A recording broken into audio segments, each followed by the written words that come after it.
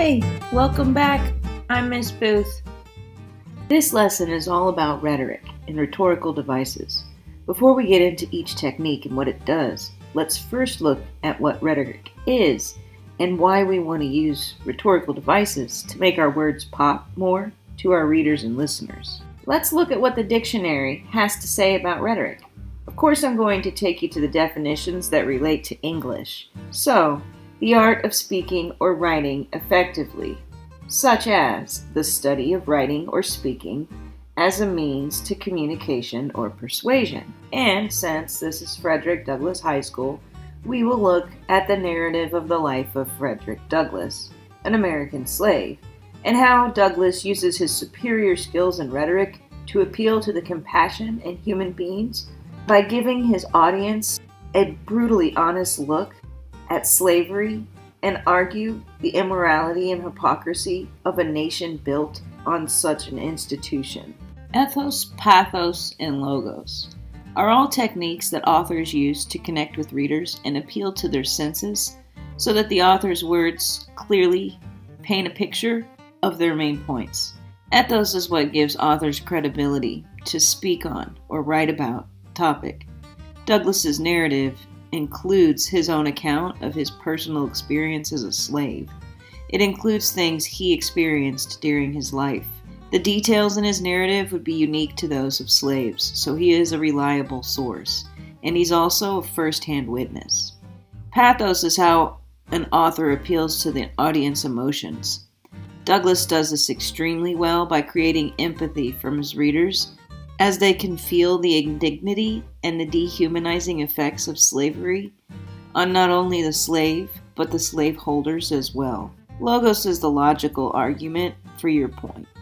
And if you had a heart and a soul, it would make sense that slavery shouldn't exist because it's inhumane. But that wasn't always the belief of everybody. Rhetorical devices are techniques that an author or speaker uses to persuade the reader or the listener to consider a topic from a different perspective, to enhance an explanation, or to emphasize a point. Rhetorical devices are used to trigger emotional responses in readers or listeners. We'll take a look at a few that we've already seen in the narrative of the life of Frederick Douglass. Simile, irony, repetition, parallelism, anecdote, metaphor, and imagery are all ones that Douglass uses in his first few chapters. Let's take a look at each of those now. We'll start with the simile. A simile is a use of speech comparing one thing to another. Douglass begins his narrative with a simile. He states that by far the larger part of slaves know of little of their ages as their horses know of theirs.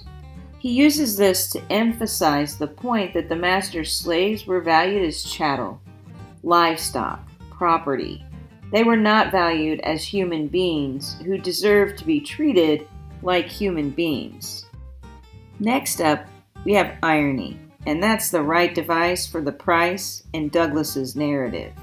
He uses irony in nearly every chapter. Irony is when there is a contrast between what is expected and what actually occurs. There are three main types of irony. Verbal, when what is said is not what happens. Situational, when what is experienced is not what was expected.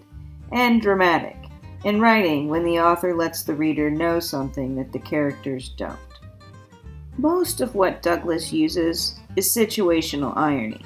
But let's be honest, the fact that America was founded in ideals like liberty, justice, and freedom for all, and yet participated in the most evil and greatest injustice of all times, is ironic. So far, we've read about Mr. Gore, the first-rate overseer. That's ironic. First-rate overseer. We've also learned about the ironic treatment of Colonel Lloyd's animals over the treatment of his human slaves. There will be plenty more examples of irony as we continue to read. Repetition is using the same word or phrase over and over to emphasize or stress your point. In Chapter 1, Douglas is using repetition when he states, "No words, no tears, no prayers from his gory victim seemed to move his iron heart from its bloody purpose." By doing this repetition, readers get a really good idea of how cold-blooded masters could be to their slaves. Parallelism is also something that Douglas does well throughout his narrative.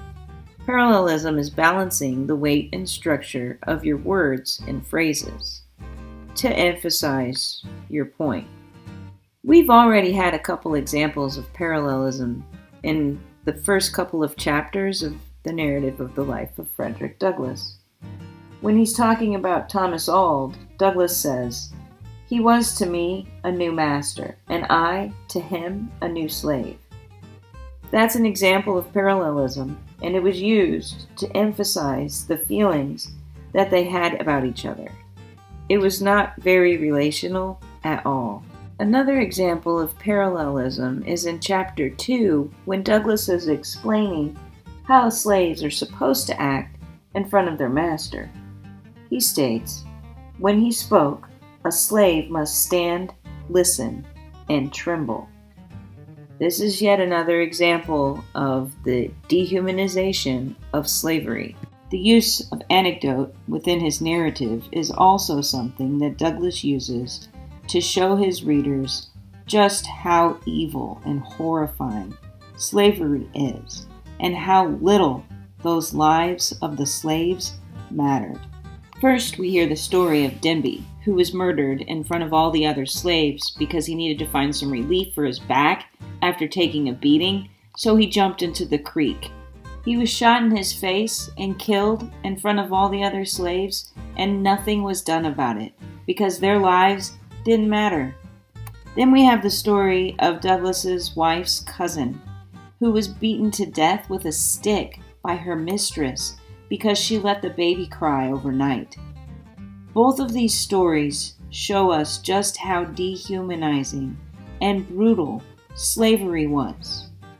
Metaphors are also something that Douglas uses in his narrative to hone in on just how horrific slavery is.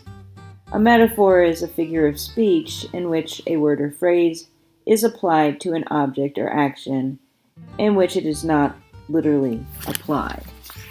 In the beginning of his narrative, Douglas said that he didn't want to dwell on the past, and that when he rode the sloop to Baltimore, he focused on looking ahead to the distance, using those as metaphors for freedom and his future. Finally, we have imagery, visually descriptive or figurative language. Douglas paints pictures of the brutality of the institution of slavery for all his readers, and you can't read his narrative and not understand that slavery should no longer be, nor should it ever have been allowed to exist. Now, these are just a few of the rhetorical devices that Douglas uses throughout his narrative, and just a few in the many rhetorical devices you can use in your writing. We will continue to learn about more of them as we read the narrative of the life of Frederick Douglass and continue on in English at Frederick Douglass High School. Now, don't forget to hit that subscribe button so that you never miss a lesson. Bye!